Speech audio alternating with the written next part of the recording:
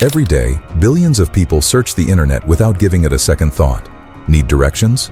Google Maps. Looking for a video? YouTube. Checking your email? Gmail. Using an Android phone? That's Google too. Today, Google is one of the most influential technology companies in the world. It helps people find information in seconds, powers smartphones across the globe, and develops some of the most advanced artificial intelligence available today. But Google didn't begin as a billion-dollar business. It started as a university research project created by two graduate students who believed the internet could work better. They weren't trying to build a global empire. They simply wanted to solve a problem that almost everyone using the internet faced in the 1990s. This is the story of Larry Page, Sergey Brin, and how Google changed the world forever.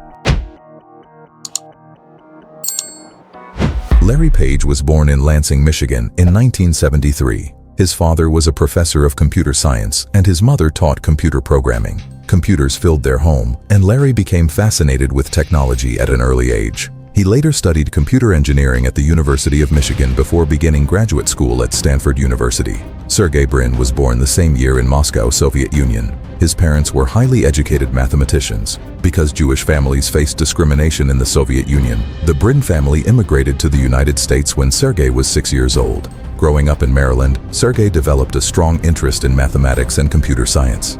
He earned his bachelor's degree from the University of Maryland before enrolling at Stanford. When Larry and Sergey first met in 1995, they didn't immediately become friends. According to both founders, they often argued because they enjoyed challenging each other's ideas. Ironically, those debates became one of Google's greatest strengths. While researching the structure of the internet, Larry Page noticed something interesting. Every website linked to other websites. He wondered if those links could be used like academic citations. In research papers, the most important papers are usually the ones cited by many others. What if websites worked the same way? Together, Larry and Sergey developed an algorithm called PageRank. Instead of simply counting keywords, PageRank analyzed the links between websites. Pages receiving links from many trusted websites ranked higher in search results. The system produced significantly better results than existing search engines. Their project was originally called Backrub because it analyzed backlinks between websites. Later they renamed it Google, inspired by the mathematical word Google, meaning the number 1 followed by 100 zeros. The name reflected their goal of organizing an almost unimaginable amount of information. In September 1998, Larry Page and Sergey Brin officially founded Google. Like many Silicon Valley startups, they had limited money. Their first office was the garage of Susan Wojcicki in Menlo Park, California. Years later, Susan Wojcicki would become the CEO of YouTube. Before Google was even officially incorporated, Sun Microsystems co-founder Andy Bechtolsheim watched a short demonstration of the search engine. He was impressed. Within minutes, he wrote a check for $100,000 made out to Google Inc. The problem was that Google Inc. didn't yet legally exist. The founders had to create the company just so they could cash the check. That early investment gave Google enough money to buy servers, rent office space, and hire its first employees. Unlike other search engines filled with advertisements and news articles, Google's homepage was almost completely empty. There was just one search box. The clean design loaded quickly, and the search results were far more accurate than users expected. People started recommending Google to family, friends, and co-workers. The company grew almost entirely through word of mouth. Building a great search engine was only half the challenge. Google still needed to make money. In 2000, the company launched Google AdWords. Instead of displaying random banner advertisements, Google showed ads related to what users were searching for. If someone searched for running shoes, they might see advertisements from shoe companies. Businesses only paid when someone clicked on the advertisement. This system became known as pay-per-click advertising. It worked remarkably well. Businesses reached customers already interested in their products, while Google earned revenue from every click. As internet use exploded, advertising revenue grew rapidly. Within just a few years, Google had become one of the fastest-growing technology companies in the world. Advertising remains Google's largest source of revenue today. By 2004, Google had become one of Silicon Valley's biggest success stories. The company decided to sell shares to the public through an initial public offering, commonly called an IPO. Google's IPO valued the company at more than $23 billion. Larry Page and Sergey Brin instantly became billionaires on paper. Instead of following a traditional Wall Street process, Google used an online auction to sell many of its shares. The founders believed this approach would allow more ordinary investors to participate.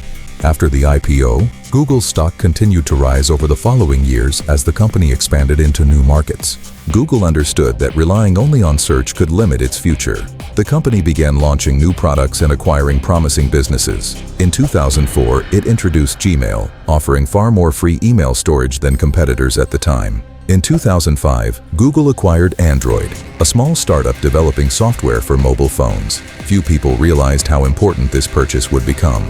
Today, Android powers billions of smartphones worldwide.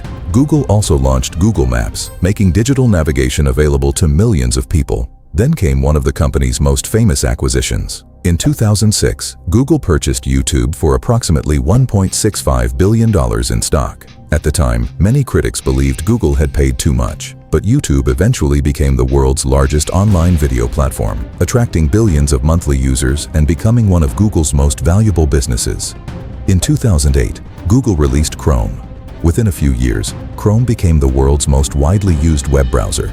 The company also expanded into cloud computing, online productivity tools, digital photos, language translation, and smart home devices. Google was no longer just a search engine. It had become a global technology ecosystem. In 2015, Google announced a major corporate restructuring. A new parent company called Alphabet was created. Google remained responsible for products like Search, YouTube, Android, Chrome, and Maps. Meanwhile, Alphabet managed other businesses focused on areas such as self-driving cars, healthcare research, life sciences, and emerging technologies. This new structure gave each business greater independence while allowing Google's core products to remain the company's primary source of revenue. In recent years, Google has invested heavily in artificial intelligence. Its DeepMind division has produced major breakthroughs in AI research. The company has also integrated AI into Search, Workspace, Android, and other products as competition in artificial intelligence continues to grow. Despite its success, Google has faced growing criticism. Governments in the United States, Europe, and other regions have investigated the company over competition in digital advertising and online search. Google has also received criticism regarding user privacy, data collection, misinformation, and the influence large technology companies have over online information. The company argues that its products provide valuable services to billions of people while continuously improving security and user experience. These debates continue today and remain an important part of Google's story. More than 2 decades after its founding, Google has transformed the way people access information. What began as a research project inside Stanford University became one of the most valuable companies in history. Larry Page and Sergey Brin didn't invent the internet. They simply made it easier for people to navigate. That single idea reshaped advertising, smartphones, maps, email, online video, cloud computing, and now artificial intelligence. Every day, billions of searches connect people to knowledge in less than a second. It's easy to take that speed for granted. But behind every search is a story that began with 2 graduate students asking one simple question. What if searching the internet could be better? That question changed the world. Thanks so much for watching. I hope you enjoyed this video. If you did, please support the channel by subscribing, leaving a comment, and giving this video a like. Your support means a lot and helps me create more content. See you in the next video.